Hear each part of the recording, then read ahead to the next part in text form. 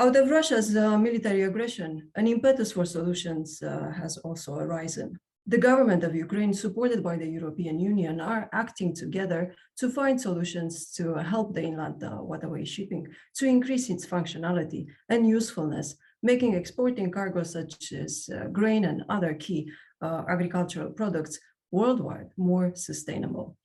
As the current context provokes the search for alternative solutions and increases the requirements for the inland sea and river transport infrastructure and services, we have with us today Dmitro Moskhalenko, the CEO of UDP, Ukrainian Danube Shipping Company, a state-owned institution activating under the Ministry of Infrastructure as one of the largest shipping companies, providing its transport services not only in Ukraine, but also in Western Europe, along the Danube and the Black Sea. Mr. Moskhalenko, thank you for joining our program. How did Russia's unprovoked war impacted your company's daily activities, and what are the current challenges and, most importantly, your company's essential needs do to optimize transportation in the current context? Okay, thank you very much for inviting me to this interview. When we started, when the new team arrived to UDP, it was 2 days before the war started. We had a hypothesis that if the seaports will be closed, then the cargo will be redirected to Pridunavia region. And the first thing we did is we have quitted all the operations on the middle and upper Danube in order to return the fleet to the Pridunavia. Plus, we have repaired around 36 covered barges which were not in operations to maximize the shipping capacity to cover that demand on the cargo. Later on, it became obvious that this hypothesis worked. And so we had as much capacity as UDP could receive that time. This exact decision brought the company to the current financial stability and the profitability. But the main challenge for us still remains that the fleet of UDP was for decades strongly underfunded, and there is a huge infrastructural debt which has to be covered. Plus the ecological requirements of European Union that are coming in the nearest future could bring risk to the operational possibility of Ukrainian fleet because of its age, and it doesn't match for now the ecological standards of European Union. So the main thing that we are working now, except the maximization of operations of grain export and other cargo export, is that we are developing the programs of fleet renovation, because it needs to be done. There's no other way for Ukrainian fleet. It's 60, 50 years old pushers, and they have to be fully modernized or renovated.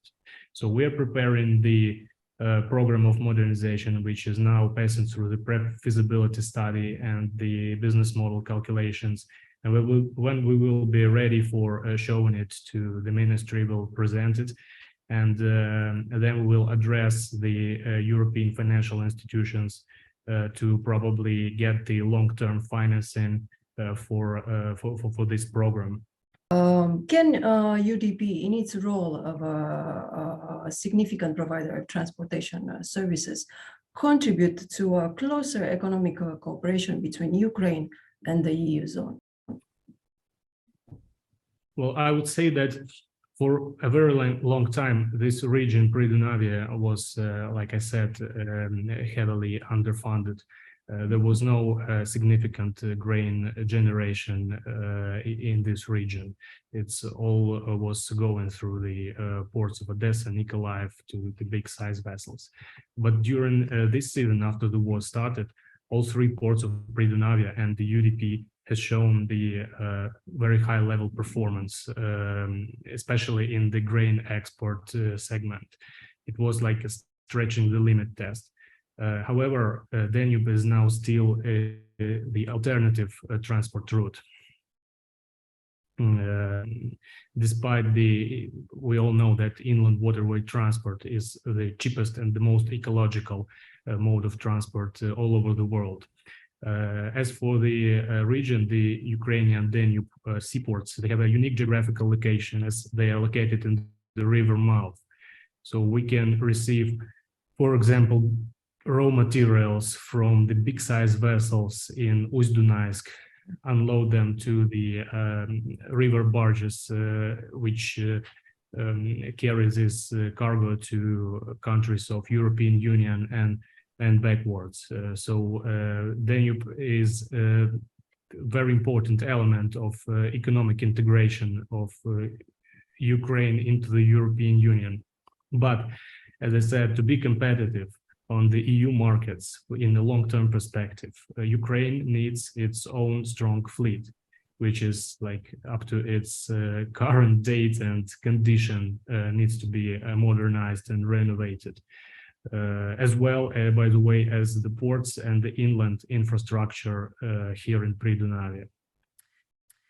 UDP has at its disposal a sea and river fleet, as well as a good geographical location of the base ports of Reni, Ismail, and Donetsk, and contributes to the creation of a transport hub that ensures the foreign economic interests of Ukraine in the Danube countries, as well as in the countries of the Black and Mediterranean seas. Mr. Moskalenko, can a state-owned enterprise compete on an equal footing with private business? Thank you for your question. Yes, UDP is a state-owned strategic asset. It is the only state-owned shipping company which operates on the Danube. The development of UDP is, as a Ukrainian strategic asset, looks very viable. Can a state-owned company be efficient and competitive? I'm confident that yes, it can. It all depends on the management, the team, the strong vision, and the approaches. Our new team, we all came from business, and having in mind business approaches, and we are bringing to the company business goals, trying to change the culture that was here for decades.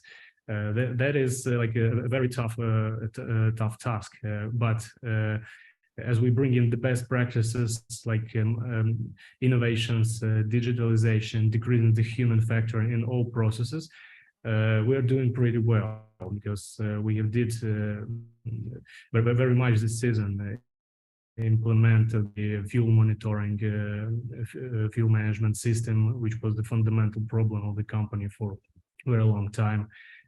Implemented the workforce stimulation programs, reloaded the foreign assets and subsidiaries, started the corporate reform of the company, planning in all directions.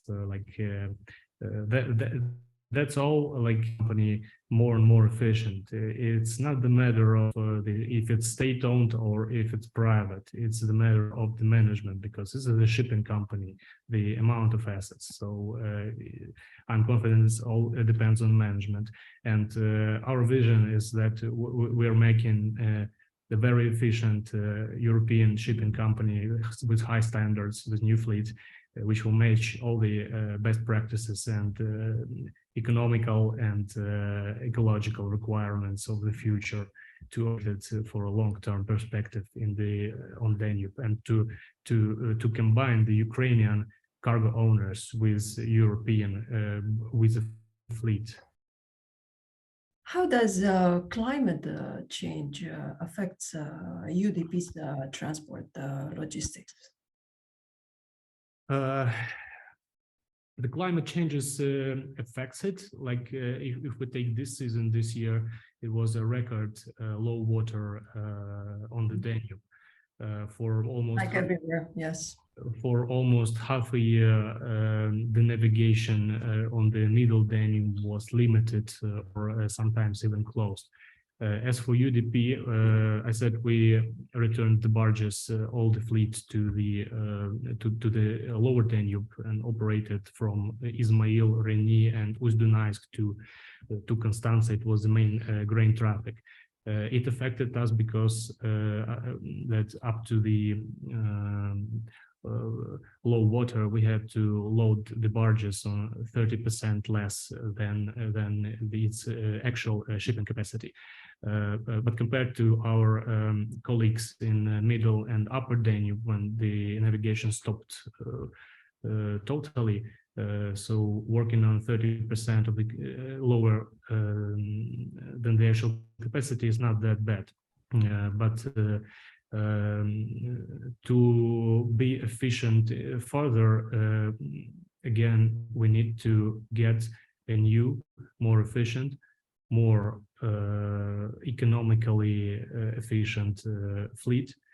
And for that, we are developing our modernization renovation programs. So fleet renewal is the main goal of our team that's on the table right now.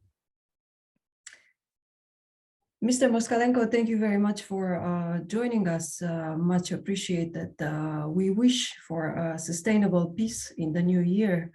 EU will continue to do so, to do its utmost to continue to provide support to the population of Ukraine. We stand with Ukraine no matter the impact or the costs. Thank you. Thank you very much for that. Thank you.